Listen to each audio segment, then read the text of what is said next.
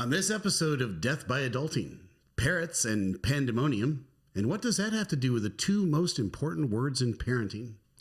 Thinkers, feelers, and doers, which are you and why should you care? Plus our thoughts on who thought that was a good idea.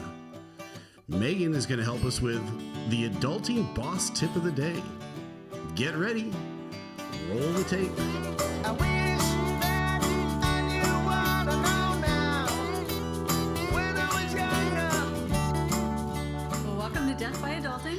I'm your hostess, I suppose, Megan Scheibner, and I'm joined as always at the Death by Adulting table by my co-host and expert in all things airports and airplanes, Dr. Steve Scheibner.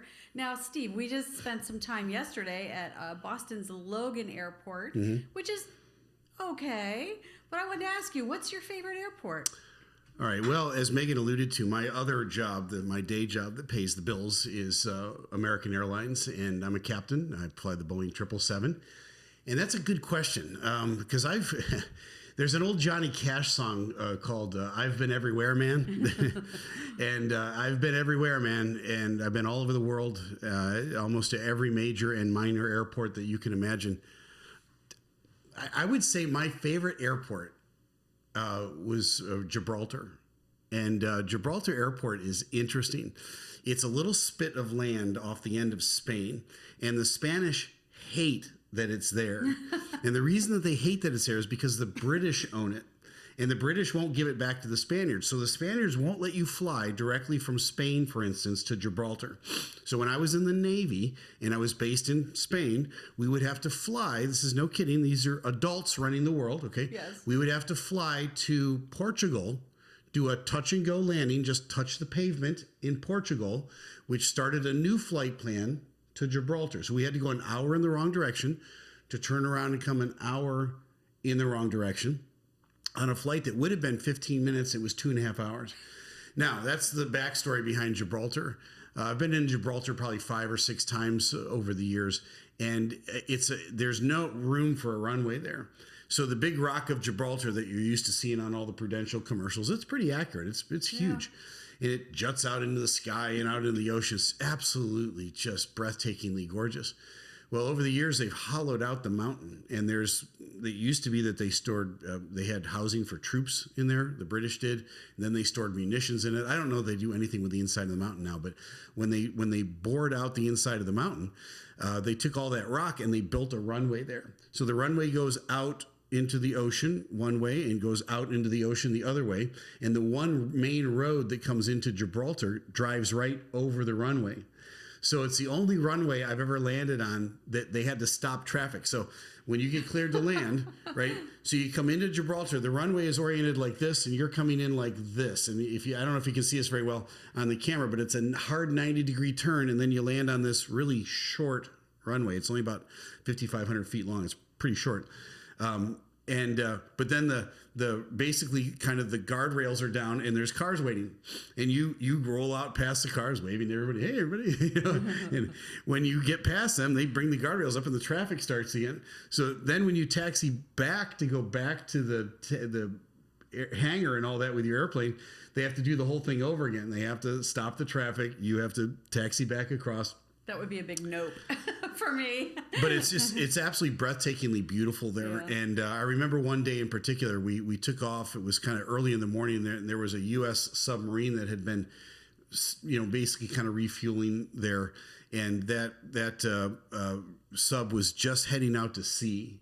And it was just heading out to sea. It was still on the surface. And all these dolphins were in the wake on the front. Yeah. And we're climbing out over them with the Rock of Gibraltar on the one side and the sun on the other. Oh, yeah. Well, there you go. I don't even know if I should admit this, but when I was in high school, we used to run the railroad tracks. Yes. You know, when you saw a train coming, you would drive across as fast as you could. I wonder if the kids in Gibraltar try and go past before the gate comes down with airplanes. I don't know if there's they're smarter than Americans. I don't know if there's a lot of kids in Gibraltar, but I suppose there's some people that are natives there. I guess. Yeah, well, that's interesting. Yeah. Well, there's a little bit of background on you and me. That wouldn't be my airport, I don't think. I like the ones that are like shopping meccas. Like before I even get where I'm going, I can start my shopping. Yeah, you're one of those people. I'll do a rant on that sometime. You're at the airport, sweetheart. You're going someplace. You're not there to shop. They have a thing called a mall Heathrow, for those sort of man. things. Lots of things. All right. All right, so On let's to jump. the Let's jump episode. into it. Parrots and pandemonium. Yeah, more nature facts from Steve. Okay, so I mentioned parrots and pandemonium in the tease at the beginning, and so what do so? All right, I love little trivia things. I don't know about you, but I love stuff that has kind of a little deeper, richer meaning and things that you wouldn't think are connected with each other. Parrots, and let me show you a picture here of, and these are beautiful, all right, you know, but there they are out in the wild. There's 4 of them, and they're like your 4 kids. If you've had teenagers, they have that look on their face like, all right, when do mom and dad leave? The door is closed now. Wait for it. They're in the car. It's backing out the driveway. You can see the oldest one looks And nervous. the oldest one is in the background going, I don't know if this is a good idea. The other 3 are talking him into it. Yes. Or her into it, and then they finally go, yes, they're gone, and all of a sudden the party starts at your house, right? That's so a group of parrots is called a pandemonium. I'm not making that up. That's for real. A group of parrots is called a pandemonium, and I think that's so appropriate because the definition of the word pandemonium means like noise that's out of control and a situation that has basically kind of gone from bad to worse, and it's escalating out of control. Well, when you think about parrots are the type of animal that they're gossips. Oh, and they're judgy They're- McJudge pants. They're nature's gossips. They're intelligent for sure, animals, but what do you think about with a parrot? They repeat what they hear, right? So they'll repeat word for word, no context, and they'll say it over and over again, you know, probably want a cracker, but they repeat everything that they hear. So if they overhear a conversation and they're that type of parrot, they'll repeat it wherever they go. Well, gossip creates pandemonium wherever it goes, right? Because there's no context for it. And so I think parrots and pandemonium are that's a fitting and appropriate title for a group of parrots. I have another connection. You do. When do you gossip? When you don't have better things to be doing, right? You're Yes. not doing the things. So Right. that's why parrots gossip, because their calling in life is to be piratey. Piratey? Arr, right. Arr. And when they aren't out Yeah. being pirates, what are they going to do but gossip? Yeah, I know. And yeah, what does a pirate's parrot do in his off time? Gossips. He gossips about the other pirates, I guess, Yeah, and he that's judges how them. he judges them. So, anyways, there's a little funny trivia background. Now, what does that have to do with the 2 most important words in parenting? Well, okay. So one of the things that we have found as we've traveled teaching parenting is that as parents, too often we go from expert to expert, just kind of parroting what they say. And we'll try it for a little while, and if it works for a little while, good. If it doesn't work, we'll move on to the next expert, and we'll really boldly parrot what they say, you know, where we're very confident. I've heard it from an expert, but the truth is we haven't learned the wisdom of parenting, and so whatever we're parroting isn't going to work with our children. So you're talking about there's tons of parenting advice out Oh, there. absolutely. And if you Google an issue, a temper tantrum with a child, you're going to get 1.6 billion. You're going to get 1.6 billion different ideas about what to do on it. All right, let's explain who we are because we've been doing this podcast now for a little bit, but I don't. If you're new to the podcast, you might not know who Steve and Megan are. You say, I never heard of you guys before. Okay, here we go. We're nationally recognized parenting experts. We've written books on parenting. Many. We've written books on marriage. We lecture all over the place. And when I say that, we've been everywhere, man, lecturing on parenting. We've talked to tens of thousands of parents over the years. I guess Here, let me do it this way. We have experience Yes. and we have education. Right. And we have 8 of our own children. Yes, That's so what I'm trying to say. Our experiences, we have 8 kids, 4 boys, 4 girls, an adopted child.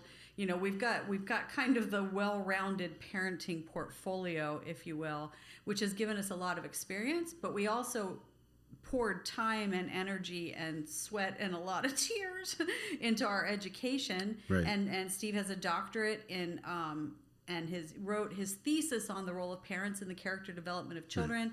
I have my master's in counseling. And so it all comes together in the parenting, marriage, helping parents, helping couples live these Christ-like, character-healthy, successful lives. Or on the snarky, cynical side of things, helping you to avoid death by adulting. Yeah, Okay? exactly. Which is why we came up with the name and of this. And there is another podcast. side to the parenting. Right. I mean, we could talk about children, and this is a simple application Mm-hmm. of mom and dad, whatever you say, whatever you do, they model you. And you know that because when you're at church and you say, "Oh, hi, Sue, it's so good to see you," and your child says, "You said you didn't like her yesterday," okay? They parrot what they hear at home. So we're always being modeled. But I think the more dangerous side of it is how we parrot so-called experts. Mm-hmm. And sometimes those so-called experts don't even have children. Right. Their field of expertise is not child training, but Right. it's an area where they have found a niche to get published. And so that's where they're going Right. with Be it. very careful about Yeah. what you. Now I'm going to say something that's going to seem counterintuitive. But be very careful about what you click on the internet. Yeah.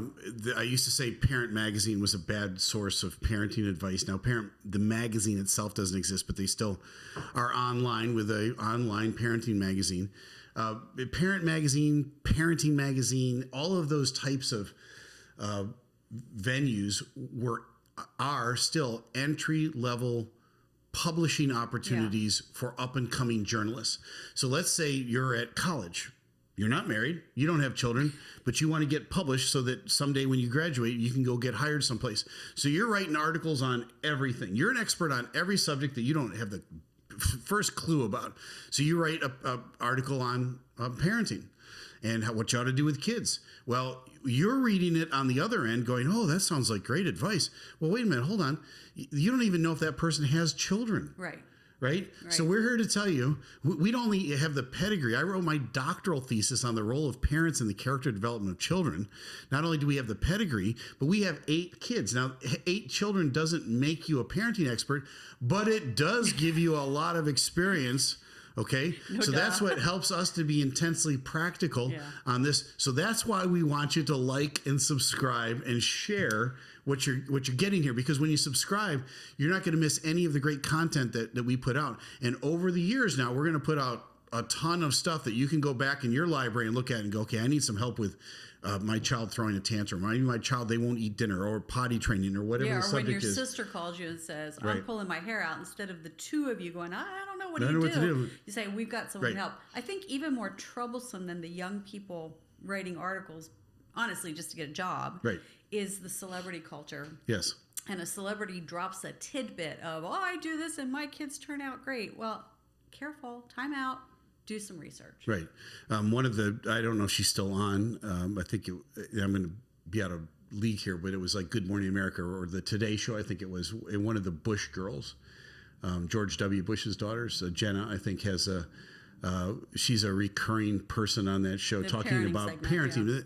And that's wonderful. She can talk about parenting, and she is a parent. But when she got that gig, her kids were really little. Yeah. All right. Really little. All of our kids are grown and gone. Now, what does that mean to you? Does it mean we're yesterday's news and we don't know about it? No, it means we've been through everything. Yeah.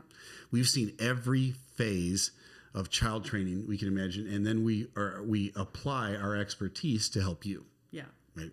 So this isn't just a parenting show. There's a whole lot more on this, but we are talking about the 2 most important words in parenting. And so with that setup and that tease, Megan, why don't you share with our audience what those 2 words are? Okay, this is really so simple. The 2 most important words are must and now. And what must and now do is it's an imperative and it's a time frame. It helps our children be successful. Our goal as parents was not to discipline all the time. Our goal was to help our kids be successful so they didn't have to be disciplined, all right? So when we use the word must, we're telling our children this is exactly what I expect of you. And when we use the term now, we're saying, and here's when you have to do it. For example, you must go upstairs, get your pajamas on, brush your teeth, and get in bed now. It tells them what I want them to do and when I want them to do it. And you can say that so sweetly, right? There was nothing harsh in my voice. Now, could we turn that into something harsh? We could. That's not the children's problem. That's our problem. That's probably a whole nother episode dealing with anger, right?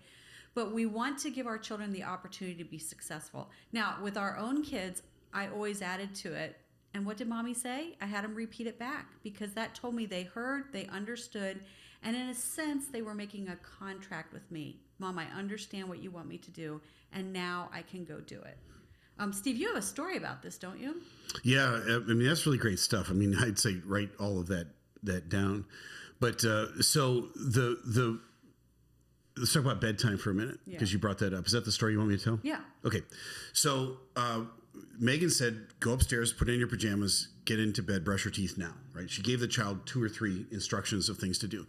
The neat thing is it was more than just one instruction. It was actually 2 or 3. So she had the child repeat back Right. And that's the 3 age things. dependent. And age dependent so that they comprehended what she was saying. Their opportunity for success just skyrocketed. Yeah. Right? So you want your children to be successful. We don't want to get into this constant turmoil, right? Pandemonium of always having to discipline our kids. And the easiest trap to fall into, the one that parents fall into all the time, is this one. They ask open-ended questions when they mean to give clear and unambiguous instruction. Wait, repeat that. All right. They ask open-ended questions instead of giving clear and unambiguous instruction. What's the difference between the two? Let's talk about bedtime for a minute. What do most parents say when it's time for their kids to go to bed? They say something like this. Where are you supposed to be right now? Or aren't you supposed to be in bed? Isn't it past your bedtime? Don't you know where you're supposed to be? Those are all questions, right? And we ask the question because we don't want to seem like an old sergeant major, and we want to soften the blow a little bit. And you've trained your child to just ignore you because they know that first round of questions, they don't even have to respond, right? Because if they milk it for another 20 minutes, now you're going to come back with a second round of questions. Hey, I thought I told you to get upstairs in bed. Well, no, you really didn't, Mom.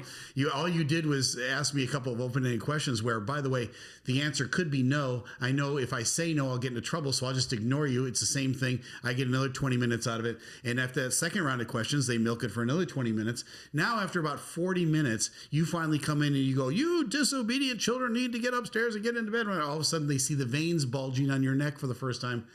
Now they know they need to get engaged and you're semi-serious. They can milk that for another 20 minutes. And that's the whole game that y'all play every night. And everybody goes to bed at night with a bunch of pandemonium. Yeah, can I speak to that for just a minute? I think all of us, fathers too, but I know for mothers, kind of our dream moment is, it's going to be so sweet. My, clean, fresh-smelling children in their jammies, I'm going to tuck them into bed and read them a story and say their prayers with them and kiss them goodnight, and it's going to be so sweet. And then the reality becomes there's strife and there's discord and there's tears, and then there's tears from your children too, right? Because we're crying. There's unhappiness. And our natural thought is, if my children would just obey, if my children just did what I told them, if my children weren't so naughty, when the fact is we need to look in the mirror and go, if I was clear with my instruction, if I was unambiguous in what they need to do, they would have the opportunity to be successful, and we would have the opportunity for that peaceful, secure, calm, quiet, loving end of the day.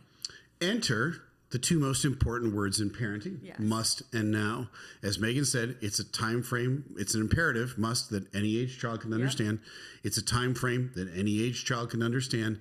You use this, put a smile on your face. You must go upstairs, brush your teeth, put on your pajamas, and get into bed now. That's unambiguous. Now, here's the background story on that. Years ago, we were at a weekend conference, and we do a lot of weekend conferences. Yeah. If you'd like to have us come to your church or your organization, just go to characterhealth.com and click on the Contact Us tab. We'd love to talk to you about those events.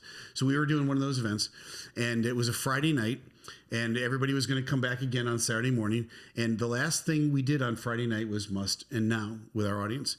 And I said, go home tonight and try it with your children. As you're putting them down, say must and now to them.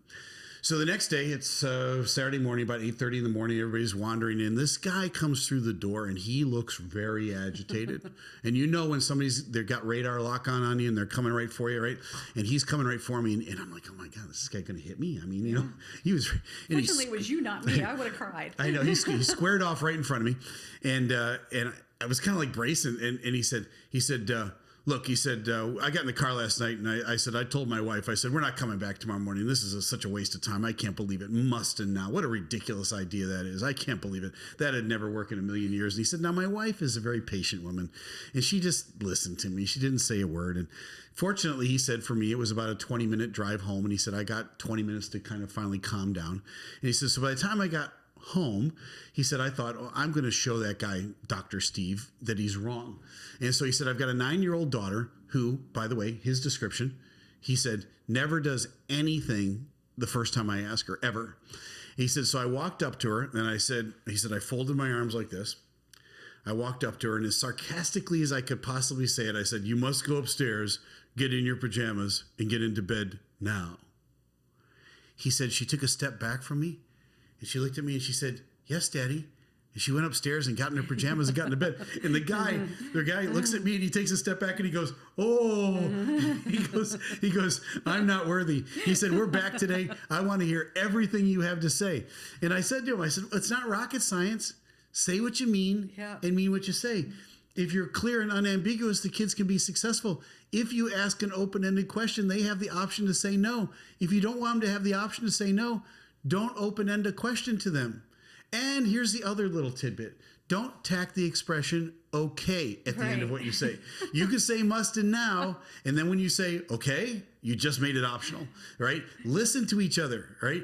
Mom, listen to dad. Dad, listen to mom. If you hear the other person saying okay, you just made it optional, because the child's going to say in their heart, no, not okay. No, and you gave them that op. That is you not did. You gave their them that problem. out. It's not their problem. Yeah. So being the adult in a parent-child relationship Yes. is not hard, but it's not easy. It takes work. We're not wired to think that way. We're wired to think like children, right? And we have to rewire. It takes a lot of work, and it may cause, yes, yes, death by adulting. Yes, absolutely. That's very good, Steve. All right. Very, very Two good. most important words in parenting. And Write so them down. We're going to move on to the next section, but I do want to tell you all ahead of time. This next topic that we're going to talk about ties in with must and now, because we're going to talk about 3 basic personality types. Now, different people have broken it into all kinds of different things, but we honestly believe this may be the simplest explanation you've ever heard. It's going to open up your eyes to your spouse, your children, that annoying coworker. But there is one personality type we're going to talk about right now that may find must and now more difficult. That doesn't mean you shouldn't use it, but you may have to discipline yourself a little bit more than the other 2 personality types. Think you can help with that, Steve? Yeah, I can help with that. And there's lots of different personality types, and there's books and volumes written on it, and you can break it down into dozens of different categories. I like to be as simple as I can be, and we've broken it down into 3. I'm a tiger fox with an overlaying parrot. Sorry. Do not. And I know all things sheep. Do not get me started. Do not get me started on that. Okay. Yes, you can be all of those things all at once, but let's keep it simple, right? And so I teased at the beginning of the episode about thinkers, feelers, and doers. And thinkers, feelers, and doers are the 3 easiest ways to kind of categorize people. Now, you're born very strongly one of these. Now, the idea with this whole drill that we're going to talk about just now is that over time, as we become adults, right, we go from that child world that we were in into the adult world, that we become a nice balance of all 3, thinker, feeler, and doer. You like being around people that are balanced in that way, thinker, feeler, and doer. Now, what's a thinker? Okay, over here, that person right there, she's a classic thinker. Mrs. Scheibner has a brain about as big as Baltimore, and inside that substantial brain of hers are all sorts of dominoes. So thinkers have dominoes lined up inside of their head. And if you were a kid on a rainy day at grandma's and she brought out the domino set, you would set up the dominoes and you would knock over that first domino. You'd have to wait for all the other dominoes to fall. It was low grade, low tech fun, at least for me when I was a kid. Now, think of the brain of a thinker. They have dominoes lined up all of the time. They always have to know what is the plan and what are we going to do next. And then they rearrange the plan a little bit, but it's always got to be their plan, right? Because they've got all these dominoes. When you ask a thinker a question It's just like knocking over that first domino. You're going to have to wait for all the other dominoes to fall down before they get an answer. It may be 20 or 30 seconds, right? Which is like an eternity to a doer. We'll get to doers in a minute. But the thinker is processing. And so their head will tip off at 20 degrees and their mouth will go open and you'll get this. Rude. Just nothing. And they're processing, right? You got to wait for the dominoes. Now, in all transparency, when I first started dating the fair and lovely Mrs. Scheibner, I would ask her a question. Her head would tip off at 20 degrees. Her mouth would go open. I thought she was a little slow. So I would repeat the question. That's a bad idea. That's like starting the domino process all over again. I learned to be patient and wait for Mrs. Scheibner to answer the question. Now, when you ask a thinker a question and they don't have time right at the moment to think about all the things that they love to think about in the universe of thinking, they will default to no. You won't even get the question out of your mouth before you hear nope. You're like, wait a minute, I didn't even get the question. Nope. They're not saying no to your idea or no to your question. They're saying, no, I don't have time to process that right now. And they stop the whole process right there with the answer no. So again, a thinker, they love to think about all the things that they could think about in the universe of thinking. And if they don't have time to indulge themselves in that thinking process, they will default to no. And so if you're married to, or you're in a significant relationship with somebody and they're kind of a no person, they're probably a thinker. That's how they process. The garage of a thinker is a beautiful thing. Everything is labeled. Every drawer, when you pull it open, has exactly what is labeled on the drawer. It's clean. It's tidy. Their desk is not cluttered. Their inbox is empty. Their outbox is empty. Why? Because they're constantly organizing. They're constantly making lists. They're constantly cleaning things out. And they're very organized, very structured people. That's a thinker. I think an easy, concise way. Thinkers are structured, habitual, organized. Those three things go with a thinker. Those would be the best possible ways to describe a thinker. Oh, you're rotten. No, I'm just being accurate, sweetheart. I'll do the three best for a doer next. Okay, don't weigh in on a doer. We don't really care about that. Now, one of the things that you did mention in your setup for this was the one personality type that's probably not great with the must and now thing. We'll talk about that right now. So at any rate, the second now are feelers. Feelers are they're interpersonal relationship people. They see everything through the filter of relationships. Very important that the relationship is paramount in their life, that you don't want to do anything or act in a certain way that might jeopardize or hurt a relationship. They're very deep feelers. Obviously, there's a lot of drama. They have very high highs, very low lows. And I'm not just talking about your teenage daughters. That's a thing that happens a lot of time with teenage girls. But I'm talking about people that are kind of wired that way. They see everything through that empathy filter, but they overdo it. They overindulge it. They'll go watch a movie and the dog in the movie dies. And most of us would shed a tear at that. And we'd walk out of the movie and we'd say, that was so sad. The dog died. For the next week or 10 days, they just spontaneously break into tears. Why? Because Boomer, the dog, died in the movie. That was 10 days ago. Yeah, but I know. It's just dog. They feel things very, very deep. I know you're a feeler. If you'll come up to me afterwards, like I'll give a lecture or something, you'll come up afterwards and say, oh, I know a book that you ought to read, or I know a person you ought to meet. You're thinking in terms of connecting people. So feelers are the natural connectors in life. But they're very merciful people. They see everything through that filter of mercy. And must and now don't always fit into that. Well, but you said very high highs, very low lows. They're very merciful, except when they're not, because they are also the harshest of the personality types. If they are upset in a relationship because of that drama, it comes out as harshness. They can be very toxic very quickly. Yes.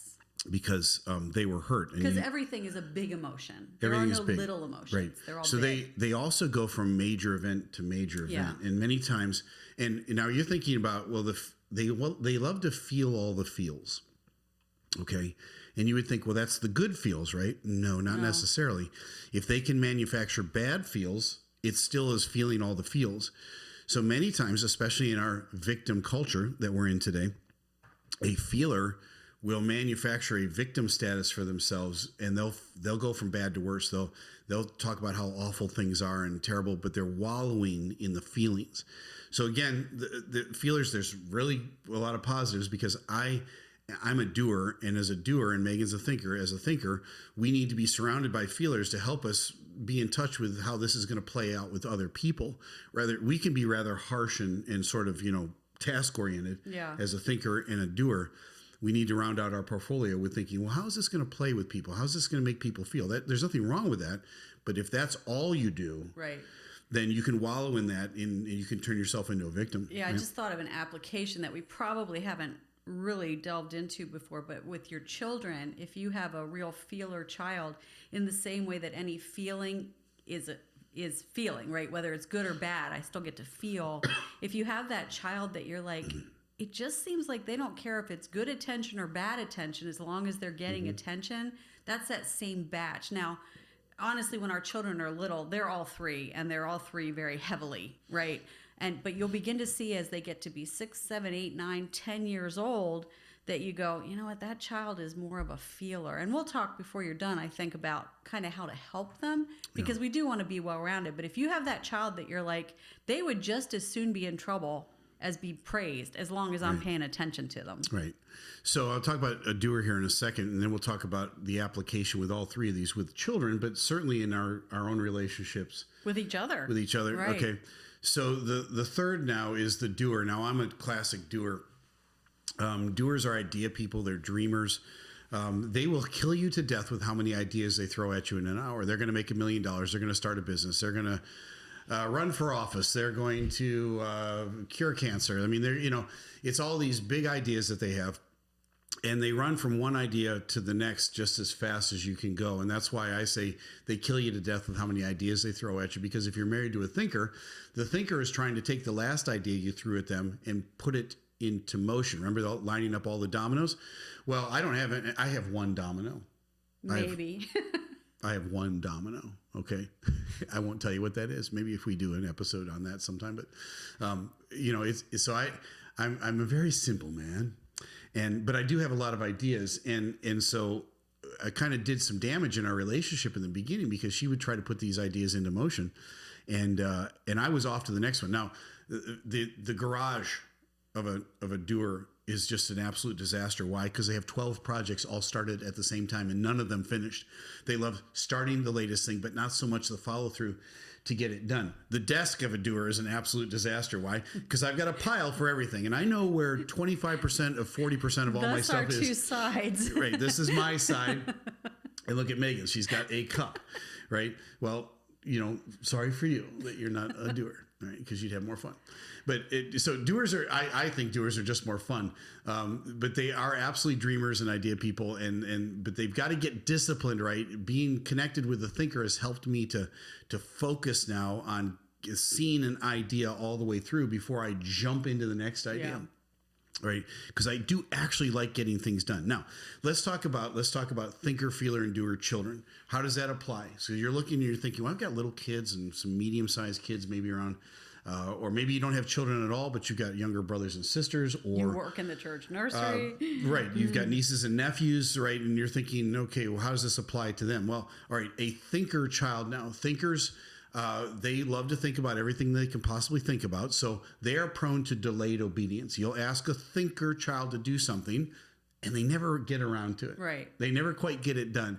And they go upstairs and they draw you a nice little picture and they show you that's you and them walking in the park. And you're like, hey, I didn't ask you to draw a picture. I asked you to make your bed. Oh, but mommy, I just love you so much. Here's a picture of us. And they're thinking about doing the bed. Well, think about a teenager who needs to study for a test. Right. So they get their notebook, they line up all their pens, they make sure they have the right highlighter, they get a coffee. Oh, but they should have a water too. They get the lights just right. And then they're like, oh, I'm exhausted. I got to go to bed. They surf the internet for best study techniques. It's like, just study, right? So so they're thinking about all the things that they could possibly think about, and they never get around to it. What do you do with a thinker child to help them? Give them a deadline. Yeah. Right. Whatever's appropriate for whatever it is, 5 minutes, 10 minutes, an hour a day. Say to them, you must have this done by this time tomorrow. All right. And if they don't, then there's got to be some discipline. We'll talk about discipline. In fact, discipline is a difficult topic to get into on podcast episodes.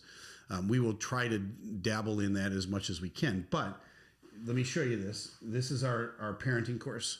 It's called the 9 Practices of the Proactive Parent. It comes with a wonderful workbook. This is 28 hours of stuff, and it's available through characterhealth.com. We get very in-depth into discipline in this, much more so than we could ever get into on a podcast. So appropriate discipline with children is many and varied. We get into all the different types and how to get your kids to have a more satisfying existence for themselves and be happier, ultimately, is the goal of all of that. Let me throw a little piece of candy in here. Yeah. Because we know we have some homeschoolers who watch us, just because people know we homeschooled and you watch our podcast.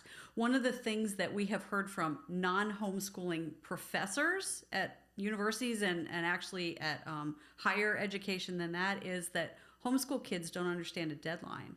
And so for your thinker kids, a deadline needs to be a deadline. Like, oh, you didn't get it done, I'll give you another week. No. They have to learn that. And so make your deadlines and stick to it. And this 9 Practices of the Proactive Parent is available on DVD. Obviously, I've got that in my hands, but it's also available as a downloadable course for a fraction of the cost. Right. Yeah, I'd go that way. So if you go to characterhealth.com, it pops up on the front page. You can get I think it's called Awesome Kids Bundle or something. Yeah. And it's downloadable. It's very, very affordable. Okay, so that's shameless promotion. Okay, so back to now, that's a thinker child. Feeler children, you have to help them take every thought captive. Yeah. Right, because their favorite word in the universe is what if. Their favorite expression is what if. What if this happens? What if that happens? What if the sky falls? And they'll just get wallowed in worry and anxiety, and they're wringing their hands all the time. The Bible is very helpful with this one. The best verse I can think of is 2 Corinthians 10:5. It says, "Take every thought captive and make it obedient to Christ." You say, wow, what does that mean? That means that's the discipline of taking thoughts captive and not running down the road of what if, right? God will give you the grace to bear up under the realities of life, but he won't give you the grace to bear up under all of the what ifs. There's too many potentials with all of that, and it's counterproductive for us. So help your children to take a big deep breath, maybe fold their hands. Okay, let's focus for a little bit and let's take that thought captive. We're not going to deal with the what ifs today. What's the reality? Keep bringing them back to dead center on that. That's very helpful for them. And feeler moms and dads, that's why we say must and now may be more difficult for you. Mm-hmm. Because you think, what if they think I'm too hard on them? What if they don't like what I had to say to them? What if I have to end up punishing them? What if my relationship with them? No. You have to align yourself with the Word of God. Take your thoughts captive. The scriptures tell us that we do things decently and in order, precept upon precept. Must and now helps you live that. And honestly, we can promise you your kids are going to feel secure and your relationship is going to be great. So take those thoughts captive to make them obedient to Christ. Right. And Steve and Megan will help you in the balance in all these areas of adulting, right? Because one of those articles might have been written by feelers. Yeah. And they're just going to feel all over you and feel all over your kids. And that's not necessarily a healthy or a balanced approach. Well, and you see that right now on social media because gentle parenting is all the rage. But what's coming, gentle parenting is probably 3 or 4 years old since it really became popular. And what you're seeing are the parents who are absolutely laden with guilt because they're failing at gentle parenting, because that's not what Scripture lays out. Now, was I a gentle parent? I was, but gentle parenting was not my goal. My goal was to raise kids who would be successful adults. Right. If it sounds like a gimmick, it probably is. It is. All right. We're going to give you the straight shot here. We're going to give you the straight information, and we're going to give you a balanced stuff. And sometimes it means rolling up your sleeves and getting to work. Yeah. Right. And I'm not going to sugarcoat that for you, but that's okay. Anything that's worthwhile is worth the work and effort to be put in. And your children, kids are worthwhile. You're absolutely right. So, all right. So that was thinkers, feelers, and now doers. All right. Now doer children, you better have deep pockets because they're going to cost you some money. All right. If you have a child or children, Listen, doer Scheibners. all right, if you have a child out there that says, "Hey, Dad, we could strap a V8 to that and it would really go," that's a doer. All right. And so they're the crazy cowabunga dude kids that don't know any limits and they don't think gravity really exists and all of that stuff. Yeah. And that's wonderful, folks. Don't obsess over them. They're going to be fighter pilots someday. Yeah. They're going to make you proud. They're going to be tall and handsome and have a slack jaw, and they're going to be flying that jet all around. But you know what? In the meantime, you got to bear up And under that all scar of will that. just make them more attractive. And that scar down their face will just make them more attractive. Where did you get that? Oh, I jumped out of the tree when I was 8 years old. Huh? Yeah. So, anyways, that's your doer children. Now, what do I say? You have to have deep pockets because they're going to try stuff out and they're going to try it on in your house on your things. So, what is it you have to do with a doer? You have to say to a doer, until you do it exactly the way mommy or daddy told you, I'm not here to entertain your better idea. A doer will always throw a better idea at you, right? They'll argue with you. And as soon as you say to do something, they go, oh, wait a minute, I got a better idea, right? And they throw that out. You go, no, you're 6 years old. You do not have a better idea. No 6-year-old on the planet has a better idea. And if your 6-year-old does have a better idea, take a big deep breath, walk around the corner, come back in and introduce it as your idea. Do not give the doer the benefit of the satisfaction of it being their idea. Don't worry about stepping on their little doer thing. It'll be there. It'll be, don't worry about that, right? Help them to be more of a thinker and a feeler. So you say to them, until you do it exactly, and you're characterized by doing it exactly the way I tell you, then and only then am I going to entertain your better idea. They have to earn the right to have a better idea. The feeler has to earn the right to their feelings, and the thinker has to earn the right to over-process things, right? And all of those things need to be in balance. There's thinker, feelers, and doer. Now, that's the children application. Right. Now, some of you are you're elbowing one another and going, "Oh, that's you." You're thinking about your spouse or yourself, and the light bulb is going on.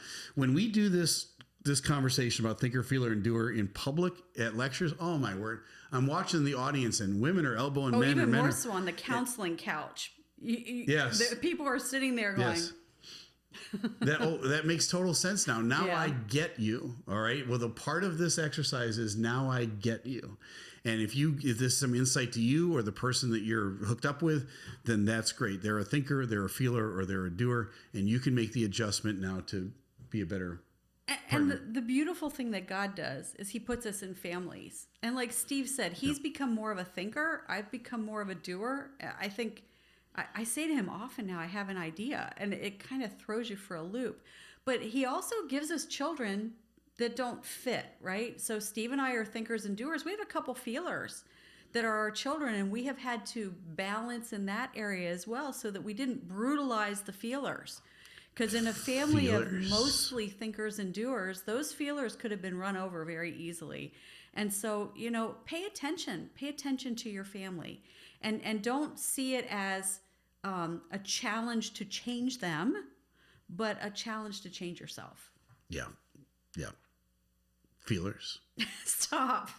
Sorry. Still trying to work on that one, but obviously you're a thinker, I'm a doer. And we do have a couple feelers. We do. Yeah, and the We do, drama and llama lives there. And they have helped us to be better people. Yes. Through all the drama. Okay. So that's thinker, feeler, doer. Now let's move on to our next segment. All right. I want your thoughts to start with on this one. And the segment is, who thought that was a good idea? Okay. Meg. All right. So I'm going to step on a sacred cow here, but who thought it was a good idea to give every child at a birthday party a gift? If we're having a birthday party for the special child, then let's make it the special child's Wait a minute. day. Hold on. That's a thing? That is a thing. See, I don't go to a lot of birthday parties. You don't go to a lot of birthday parties. So that's now a thing where It every has child been. has to get a gift? Yeah, ever since our kids were little. And I fell into it for a long time.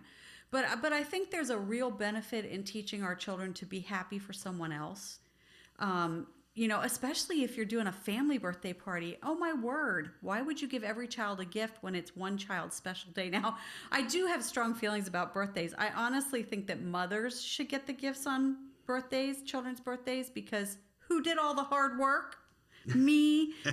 But if you're going to have a birthday party, make it fun, do games, maybe have prizes for games, but don't feel that need to go up and above, to go overboard and have a gift for everyone. And make it a special day for the child that you're celebrating, and especially for your own children. You can't do this for anyone else's children, but for your own children, say, are you happy for your brother? Are you happy for your sister? That's such an important character quality, because remember, we're not raising children. We're raising adults. And adults who can't be happy for someone else are miserable, miserable people. That's not my goal for my kids. It never was. I wanted them to be happy, others-oriented, secure in who they were. And a lot of that comes from learning to be happy for other people. So if you wanted to raise adults that were miserable people, you would give them a gift every time they went to somebody else's birthday party so they didn't feel left out. So they didn't feel left out, yeah. Yeah. Okay. And I'm sure we will talk about this later, but Yes. fairness is not necessarily a biblical character It's quality. not a character quality, Yeah. because there is no such thing as fairness. Life is not fair. And the sooner Kindness. you learn that lesson, Yeah. the better adjusted person you are. And okay, well, that's great. So not every kid should get a Not gift. every kid should get a gift at a birthday Be party. happy for somebody else. Yeah. I love it. Exactly. But I want you to remind our viewers and listeners Mm-hmm. what they need to do at this moment. Well, give us a like. If you've made it this far, do us a favor. Click that thumbs up down at the bottom and subscribe, because you don't want to miss any of this content. And it's really good stuff. If you made it this far, I know you like it. And subscribe. It helps us out. You know how this works. And then share this with your friends, right? And not just share it with everybody. Just send it out to your Facebook friends and so forth. And that helps us to grow. And it also helps other people to get in on this free content. Especially this episode. Share it with your local feeler. Yep, absolutely. All right, we love that. All right, Megan, we're going to wrap it up here at the end with Megan's adult bossing tip of the day. Okay, Meg. here is your boss tip of the day. And one of the things that happens when you're an adult is you make a pivot from being a child. And children are always asking the questions, what's in it for me? Who's doing this for me? What about me? Me. And adults ask the question, what can I do for someone else? So my boss tip for you for today is this. Find someone, ask them, how can I help you? Maybe it's your spouse. Maybe it is your child. Maybe it's your parents. And instead of saying, what can you do for me? Ask, what can I do for you? Okay, awesome stuff. So if we go back and review what we did today, we talked about parrots and pandemonium. Yep. We introduced the two most important words in parenting, must and now. We talked about thinker, feeler, and doer, and how to become a nice balance of all three. You gave your thoughts on everybody gets a gift at a birthday party. Big thumbs down Big on thumbs that. down, yeah. And the adult bossing tip of the day. Really, really good. Okay, so next time on Death by Adulting, we're going to talk about expectations and how they're nasty little things, or how to ruin your next vacation. Won't that be fun for us? It will. Well, I'm your host, Megan Scheibner. This has been Death by Adulting. And remember, when it comes to adulting, what doesn't kill you Just makes you tired. See you next time.